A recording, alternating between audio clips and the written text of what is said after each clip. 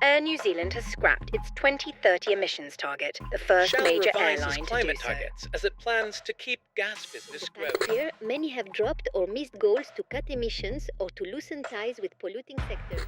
In recent years, sustainable investing seemed to be everywhere. The issues commanded the news cycle.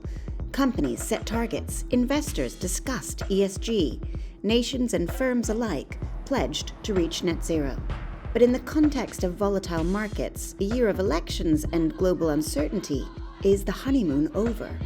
Has sustainable investing peaked?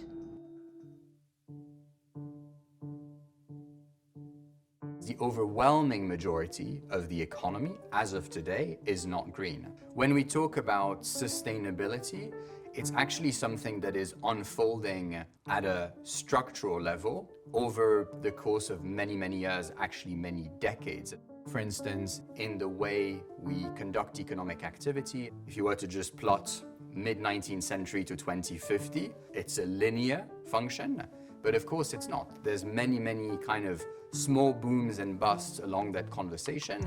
So back to my point about sustainability, there are times of acceleration where policy moves forward, signing of the Paris Agreement in 2015, the agreement that was achieved around fossil fuel in Dubai during COP28, and in other instances, of course, backlash and conversations that go the other way around.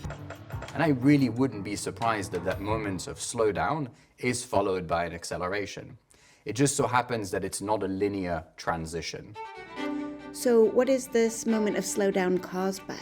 There's been an argument the transition is actually going to be very costly, not just in terms of we need to deploy a lot of capital, but those upfront costs are also going to cost to businesses and to consumers because prices will increase. There's been some very, very high-profile businesses and companies that have actually gone backwards. But I mean, we're still seeing tremendous growth in many businesses that are actually pursuing new business models as a way to generate revenues, generate profits, and redistribute those profits to their investors. So it's 2 steps forward, 1 step back, essentially?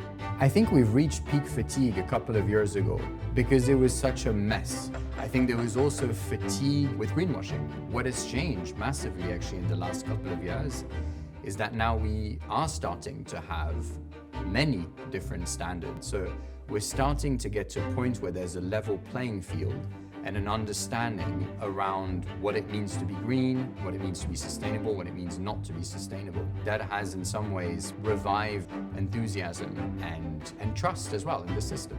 We've been an investment house for many centuries, and it so happens that now sustainability, we think, is incredibly material to investment decision making. I mean, it's gathered so much momentum, but the momentum is such that it cannot be stopped. It's unstoppable.